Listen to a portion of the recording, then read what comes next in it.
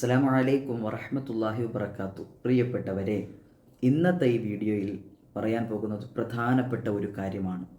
ഒരുപാട് കമൻറ്റുകൾ കാണാനിടയായി. ഉസ്താദേ കടമുണ്ട്,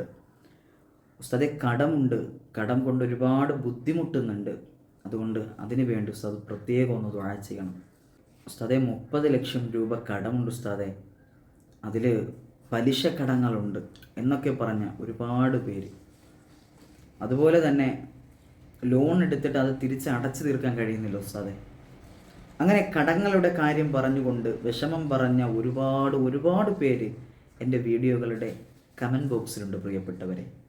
അതുകൊണ്ട് ഇന്നത്തെ വീഡിയോയിൽ നിങ്ങൾക്ക് ഉപകരിക്കുന്ന, നിങ്ങൾക്കെല്ലാവർക്കും വളരെ യൂസ്ഫുള്ളായിട്ടുള്ള ഇൻഷാ അല്ലാഹ് കടബാധ്യതകൾ മാറാൻ, സാമ്പത്തികമായ ബുദ്ധിമുട്ടുകൾ മാറാൻ അള്ളാഹുവിൻ്റെ ഹബീബ് നബി മുഹമ്മദ് മുസ്തഫ സല്ലല്ലാഹു അലൈഹി വസല്ലമ തങ്ങൾ സ്വഹാബിവര്യനായ മഹാനായ അബൂ ഉമാമ റളിയല്ലാഹു തആല അൻഹുവിന് പഠിപ്പിച്ചു കൊടുത്ത സുന്ദരമായ മനോഹരമായ ഒരു ദുആ പഠിപ്പിച്ചു തരാനാണ്. അള്ളാഹു സ്വീകരിക്കുമാറാകട്ടെ. ഈ ദുആ കൊണ്ട് നമ്മുടെ ജീവിതത്തിൽ അള്ളാഹു തആല മാറ്റങ്ങൾ തന്ന് അനുഗ്രഹിക്കുമാറാകട്ടെ.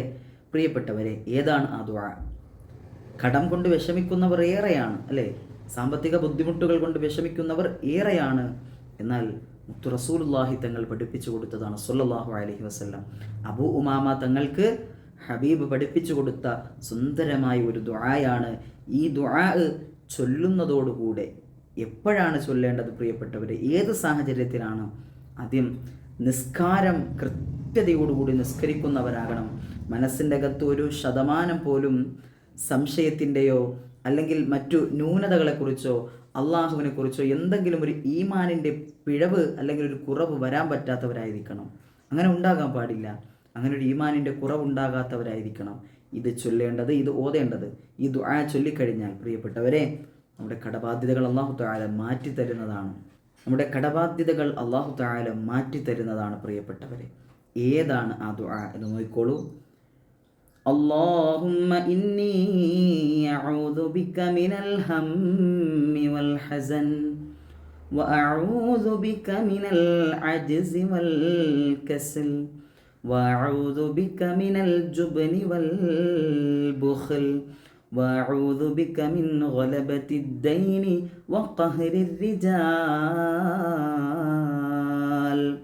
ചൊല്ലിക്കോളൂ. اللهم إني أعوذ بك من الهم والحزن وأعوذ بك من العجز والكسل وأعوذ بك من الجبن والبخل وأعوذ بك من غلبة الدين وقهر الرجال. അല്ലാഹു ഭാഗ്യം നൽകി അനുഗ്രഹിക്കുമാറാകട്ടെ. ഇൻഷാ അല്ലാഹ് ഈ ദുആ വളരെ കൃത്യതയോടുകൂടി എല്ലാ ദിവസവും, എല്ലാ നമസ്കാരത്തിന് ശേഷവും ഒരു പ്രാവശ്യമെങ്കിലും ഈ ദുആ ചൊല്ലുവാൻ വേണ്ടി ഇൻഷാ അല്ലാഹ് ഒരു പ്രാവശ്യമെങ്കിലും ചൊല്ലുക. എല്ലാ നമസ്കാര ശേഷവും ഒരു പ്രാവശ്യമെങ്കിലും. കഴിവിൻ്റെ പരമാവധിയാണ് ഒരു പ്രാവശ്യം. ഇനി 3 പ്രാവശ്യം ചൊല്ലേണ്ടവർക്ക് അങ്ങനെ ചൊല്ലാം. 7 പ്രാവശ്യം ഈ ദുആ ഓതേണ്ടവർക്ക് അങ്ങനെ ഓതാം.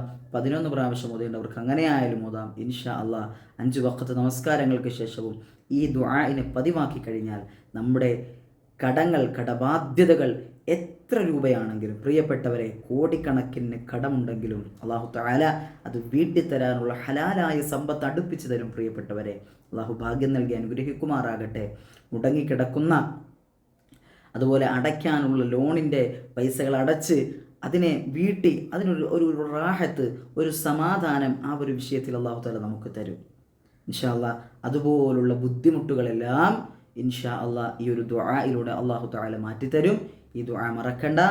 അല്ലാഹുമ്മ ഇന്നി അഊദു ബിക മിനൽ ഹമ്മി വൽ ഹസൻ വഅഊദു ബിക മിനൽ അജ്സി വൽ കസൽ വഅഊദു ബിക മിൻ ഗലബത്തി ദൈനി വഖഹ്രി റിജാൽ.